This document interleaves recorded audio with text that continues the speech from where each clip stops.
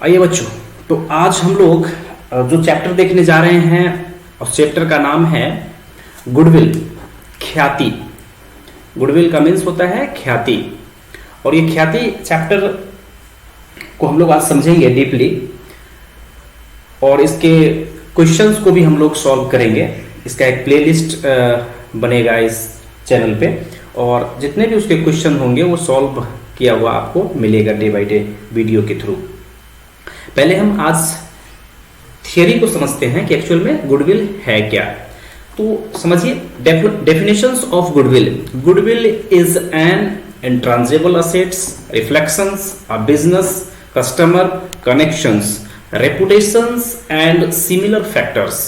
यहां पर समझने वाली बात यह है कि गुडविल एक अमूर्त संपत्ति है, इंट्रांजिबल असेट्स है। ये यहां पर जो व्यवसाय के ग्राहक संपर्क, संबंध, प्रतिष्ठा, ये बहुत बड़ा पॉइंट है, जिसको अंडरलाइन कर रहा हूं मैं।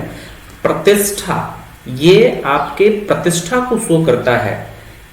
आपके बिजनेस की जितनी रेपुटेशन होगी मार्केट में, जितने लोग आपको जानेंगे व्यवसाय में, हम ये कह सकते हैं कि आपका मार्केट में गुडविल अच्छा है। तो बोला गया है कि जो व्यवसाय के ग्राहक संपर्क, संबंध, प्रतिष्ठा एवं इसी प्रकार के घटकों को प्रतिबिंबित करता है, दिखाता है। गुडविल शो करने का एक ऐसा माध्यम है ये। गुडविल ऐसे नहीं कह सकते कि आपकी इज्जत इतनी है और आपका गुडविल इतना है, हम इसको तौल नहीं सकते, लेकिन महसूस किया जा सकता है, क्योंकि आपके बिजनेस पे जितने भी कस्टमर का कनेक्शन होगा, जितने लोग आपसे जुड़ेंगे, है ना, और जितने भी सेल में वृद्धि होगी, वो सब कहीं ना कहीं गुडविल का एक पार्ट है। इसीलिए सरल शब्दों में कहा गया है कि ख्याति से हमारा आशय व्यवसाय की प्रसिद्धि, फेमस, जिसका बिजनेस फेमस है, प्रसिद्ध है मार्केट में, उसकी गुडविल अच्छी मानी जाएगी, अच्छे नाम और प्रतिष्ठा से है।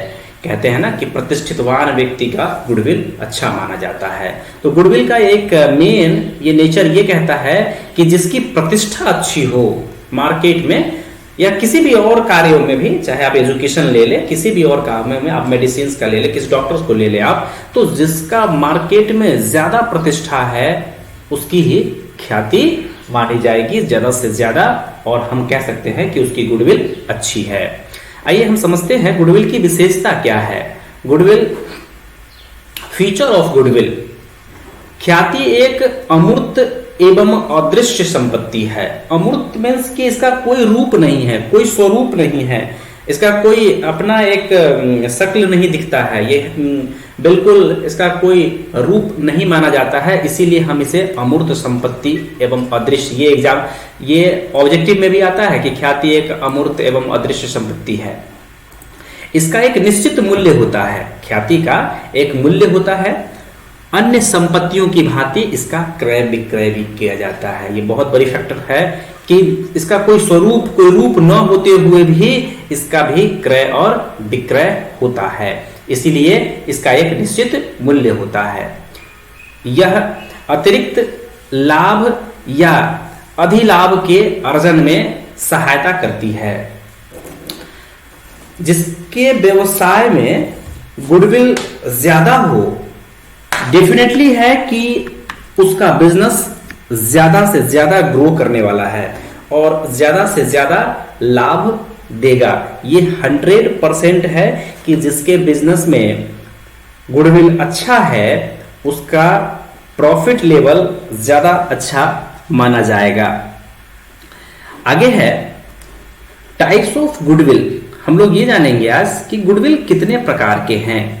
मैं इसमें कुछ सिंपल और इम्पोर्टेंट पार्ट्स को ही आपके सामने रख रहा हूं, बाकी जितने भी हैं वो आपके बुक में तो है ही, इसलिए मैं कुछ मेन जो पॉइंट है और जो समझना अनिवार्य है इस चैप्टर के क्वेश्चंस को सॉल्व करने के लिए, और ये पता होना चाहिए आपको कि एक्चुअल में गुडविल क्या है। सवाल सिर्फ सॉल्व कर लेने से, क्वेश्चन को ही सिर्फ सॉल्व कर लेने से आप अच्छे नहीं माने जाएंगे, इसलिए थियरी का भी आना बहुत आवश्यक है, थियरी पता होना चाहिए हमें। तो टाइप्स ऑफ गुडविल, गुडविल कितने प्रकार के हैं? तो गुडविल जो है मोस्टली दो ही प्रकार के होते हैं। एक है परचेस्ड गुडविल, जिसे हम कहते हैं क्रय की गई ख्याति, और दूसरा है सेल्फ जनरेटेड गुडविल, जिसे हम कहते हैं स्वयं उत्पन्न की गई ख्याति। अब दोनों क्या है थोड़े से मोटे तौर पे आप सुन लीजिए, बुक में आपको पूरा मिल जाएगा। परचेस की गई ख्याति, सपोज कीजिए कि किसी का एक दुकान है, शॉप है, और उस शॉप को मैंने खरीद लिया। तो खरीद लिया इसका मीन्स कि उसका मालिक अब मैं हो गया। उस पर जितने भी कस्टमर पहले से आते होंगे मार्केट में, वो पहले से है, तो कुछ ना कुछ उसका गुडविल तो होगा। और यदि मैं उसको खरीद लिया तो अब ऐसा नहीं है कि मैं जब खरीदा हूं तो कोई नए कस्टमर मेरे से जुड़ेंगे, वही कस्टमर जो पुराने हैं वो मेरे पास आएंगे। तो मैं ये समझ सकता हूं कि मैंने उनकी गुडविल भी खरीद ली। तो वो जो कस्टमर पुराने जो मेरे पास पहले से ही आ रहे हैं, जो पहले से इस दुकान से जुड़े हुए कस्टमर हैं, उनको मैंने तो नहीं अपने साथ जोड़ा, वो पहले से ही जुड़े हुए हैं। इसीलिए हम कहते हैं इसे कि ऐसी गुडविल जो पहले से ही है और हम जब बिजनेस खरीद लेते हैं तो वो क्रय की गई ख्याति कहलाती है। एक होता है, नंबर सेकंड है सेल्फ जनरेटेड गुडविल, स्वयं उत्पन्न की गई ख्याति। इसका मार्केट में बहुत वैल्यू है। सेल्फ जनरेटेड ज्यादा से ज्यादा लंबे समय तक आपका ये चलने वाला गुडविल माना जाता है। सेल्फ जनरेटेड का मीन्स है कि आपने कोई नया बिजनेस स्टार्ट किया और अब आप धीरे धीरे धीरे धीरे उस बिजनेस को ग्रो कर रहे हैं, आप धीरे धीरे लोगों को अपने साथ जोड़ रहे हैं, अपनी प्रतिष्ठा, अपनी गुडविल को आप बढ़ा रहे हैं। और उस कंडीशन में जो प्रतिष्ठा और गुडविल होती है उसे हम स्वयं से उत्पन्न की गई ख्याति, जिसे हम सेल्फ जनरेटेड गुडविल के नाम से जानते हैं। एग्जाम में आता भी है ये क्वेश्चन कि स्वयं से उत्पन्न या स्वयं उत्पन्न की गई ख्याति से आप क्या समझते हैं, या इसे आप समझाइए। अब हम समझेंगे कि ख्याति को फाइंड आउट करने का कौन कौन सा माध्यम है। तो methods of valuations of goodwill, ख्याति की गणना करने की विधि कौन कौन सी है। तो ख्याति को 3 प्रकार से हम लोग जानते हैं। पहला है एवरेज प्रॉफिट मेथड, दूसरा है सुपर प्रॉफिट मेथड और तीसरा है कैपिटलाइजेशंस मेथड। ये तीनों मेथड, औसत लाभ विधि, अधिलाभ विधि, पूंजीकरण विधि, मैं फिर से कह देता हूं कि ये एग्जाम में बहुत इंपॉर्टेंट है आपके बिहार बोर्ड के लिए, है ना। वैसे किसी भी बोर्ड में आप पढ़ रहे हो तो कोई ये नहीं है, लेकिन ये स्पेशली बिहार बोर्ड के लिए ही बन रहा है ये वीडियो। तो मैं ये कह सकता हूं कि ये किसी भी बोर्ड में जहां भी आप पढ़ रहे हो, 12th क्लास में हो, तो ये क्वेश्चंस आपके एग्जाम में आने के प्रबल दावेदार माने जाते हैं। औसत लाभ विधि से आप क्या समझते हैं, है ना, और अधिलाभ विधि से आप क्या समझते हैं, या दोनों में डिफरेंसेस पूछ दिया। औसत लाभ विधि और अधिलाभ विधि में अंतर जो है आपको आ जाएगा। तो ये रहा 3 मेथड है। हम तीनों मेथड को आपस में समझेंगे कि तीनों मेथड है क्या। जब हम सवाल बनाएंगे इसके आगे तो मैं उसको क्लियर करूंगा वहां पर कि एवरेज प्रॉफिट मेथड क्या है।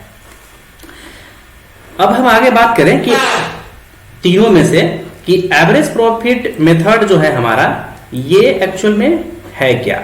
तो एवरेज प्रॉफिट मेथड में हम लोग जितने भी साल के जो प्रॉफिट होते हैं उनको हम लोग ऐड करते हैं, और ऐड करने के बाद जितने साल का वो प्रॉफिट है उतने से भाग दे करके जो प्रॉफिट निकालते हैं उसे हम एवरेज प्रॉफिट मानते हैं। जब सवाल करेंगे तो आपको पता चल ही जाएगा।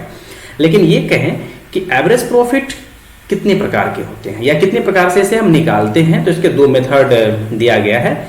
सिंपल एवरेज प्रॉफिट मेथड और दूसरा है wettest average profit method. Exam में दोनों ही पूछा जाता है, लेकिन अधिकांशतः सिंपल एवरेज प्रॉफिट मेथड ये अधिकांशतः पूछा जाने वाला क्वेश्चन है, और इसी से क्वेश्चन भी आपको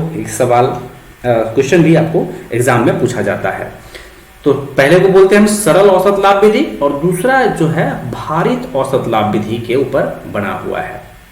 तो आपसे यदि कोई पूछता है कि एवरेज प्रॉफिट मेथड, तो आप कह सकते हैं कि ये 2 प्रकार के होते हैं, और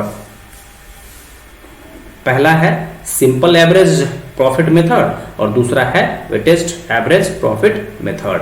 तो यहां पर हम लोगों ने ये समझा कि गुडविल है क्या, गुडविल की जो विशेषताएं हम लोगों ने देखी, एक्चुअल में गुडविल है क्या। आप लोग वीडियो को पॉज कर लें बीच में और उसको आप समझ सकते हैं आसानी से कि गुडविल एक्चुअल में है क्या।